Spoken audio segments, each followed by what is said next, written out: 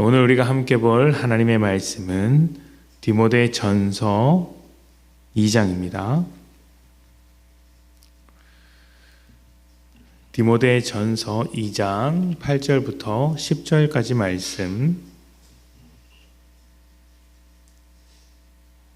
디모데전서 2장 8절부터 10절까지 말씀.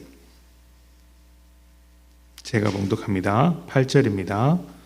그러므로 각 처에서 남자들이 분노와 다툼이 없이 거룩한 손을 들어 기도하기를 원하노라.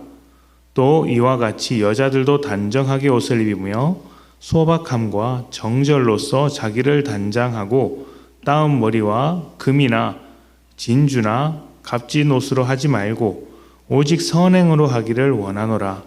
이것이 하나님을 경외한다 하는 자들에게 마땅한 것이니라. 아멘. 오늘부터는 디모데전서 말씀을 묵상합니다. 지난주부터 시작된 말씀인데 우리가 특별 새벽 예배 기간이어서 오늘부터 묵상하게 되었습니다. 이 말씀을 잘 붙들고 하나님의 말씀 아래서 살아가시는 성도님들 되시기를 축복합니다. 자, 디모데전서와 후서는 에베소 교회의 목회자로 파송된 디모데를 위해서 바울이 쓴 목회적 지침, 방침이 적혀 있는 그런 편지입니다. 목회자로서의 덕목과 당시 에베소 교회가 안고 있는 몇 가지 문제들에 대해서 이런저런 이야기를 기록했는데 그 중에서 오늘 말씀은 남자와 여자에 대한 이야기입니다. 남자를 향해서는 분노와 다툼이 없이 기도하라고 했습니다. 또 여인들에게는 화려하게 치장하기보다 단정하고 검소하게 옷을 입되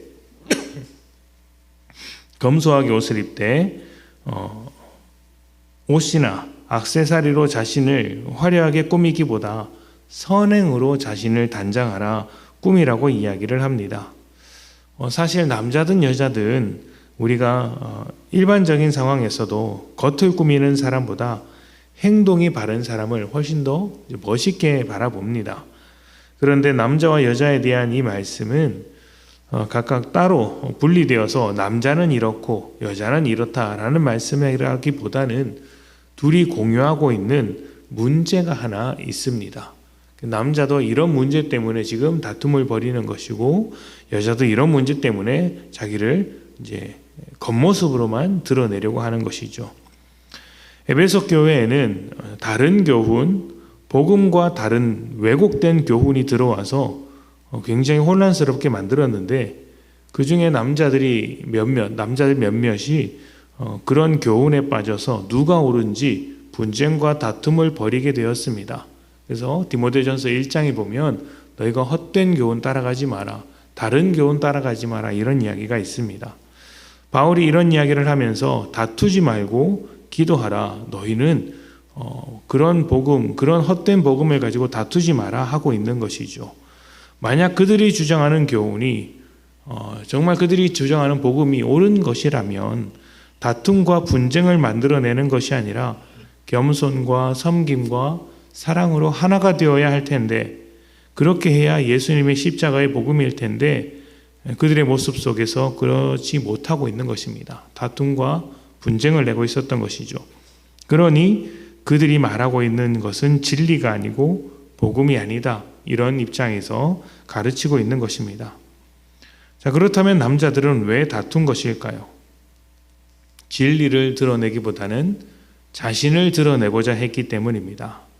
내가 옳다, 내가 더 낫다, 내가 너보다 훨씬 더 많이 안다, 이렇게 자신을 드러내려는 마음이 있으니 서로 드러나기 위해서 다툴 수밖에 없는 것이죠.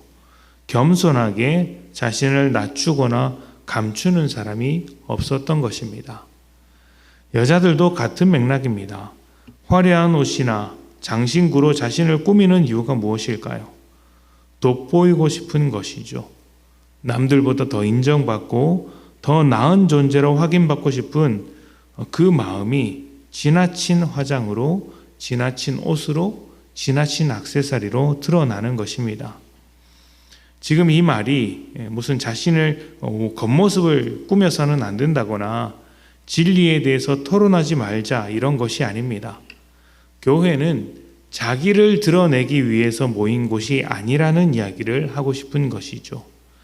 드러나야 할 것은 오직 하나, 예수 그리스도, 복음밖에 없습니다. 교회를 통해서 복음이 드러나야 하고 나를 통해서 복음이 드러나야 합니다. 그런데 자꾸 복음 대신 자신을 드러내려고 하니 문제가 생기는 것입니다. 나를 드러낸다는 것은 내가 돋보이고 내가 앞에 나서고 내 이름을 높이는 것, 이런 것만을 말하는 것이 아닙니다. 조금 더 넓게 보자면 내 고집을 주님 앞에서 꺾지 않는 것까지 포함하는 것입니다. 주님, 내가 이렇게 해야 하는 것은 알겠으나 기분 나빠서 못하겠습니다. 힘들어서 못하겠습니다. 이렇게 고집을 피우는 것도 마찬가지죠. 저 사람은 싫습니다. 왜 저 사람이 내 곁에 있어야 합니까? 왜 내가 이 짐을 져야 합니까? 왜 이 일을 내가 해야 합니까? 이런 것들도 사실은 자기를 드러내는 것들 중에 하나입니다. 복음이 드러나지 않는 삶은 다 자기를 드러내는 삶이라는 이야기죠. 자기를 드러내는 방법은 많습니다. 교만으로 드러내기도 하고 또 어리석음으로 드러내기도 합니다. 고집으로 드러내는 것도 있지만 우유부단함으로 드러낼 때도 있습니다. 하나님의 뜻인지 아닌지 또 맞는 것 같은데 하기 싫은 마음도 있고 이렇게 중간에서 갈팡질팡하는 것이죠. 정의라는 이름으로 드러내기도 하고 사랑이라는 이름으로 자기를 드러내는 경우도 많습니다. 섬긴다라는 이유로 섬긴다라고 하면서도 자기를 드러내는 것이죠. 그것은 주님의 사랑, 주님의 섬김이 아니라 그냥 자기 사랑에 불과합니다. 자기 사랑의 특징이 무엇이냐면 자기를 내려놓는 자리까지 가지 않는다는 것입니다. 오히려 자기를 돋보이게 하고 드러내기 위해서 사랑을 하는 것이고 이것을 알아주지 않으면 더 이상 사랑하지 않고 오히려 그 사랑을 구실 삼아서 공격하는 자리까지 가는 것이죠. 그것이 자존심이든 고집이든 과거의 어떤 일이든 현재의 무슨 일이든 앞으로 있을 일이든 무엇인가가 우리에게 살아있어서 주님의 사랑이 나타나지 못하도록 막는 것입니다. 이런 것들이 다 자기를 드러내는 것 중에 하나입니다. 우리는 복음으로 구원을 받았고 복음으로 새로운 존재가 되었습니다. 그렇기 때문에 나를 드러내는 삶이 아니라 복음을 드러내는 삶을 살아야 합니다. 복음만이 우리를 살리고 복음이 우리를 새롭게 했기 때문이죠. 죄가 드러나기보다 복음으로 은혜가 드러나는 삶을 살 때 우리는 세상에서 더 복된 존재들이고 하나님의 자녀다운 자들이 되는 것입니다. 자기를 드러내는 교회는 언제나 문제가 생깁니다. 자기를 드러내는 성도는 세상 가운데서 빛과 소금이 될 수 없습니다. 오직 예수를 드러내야 하죠. 이 말씀을 기억하셔서 오늘 하루 어디에 있든지 예수를 드러내며 복음으로 살아내는 그런 교회, 그런 성도님들 되시기를 축복합니다. 우리 함께 기도하겠습니다.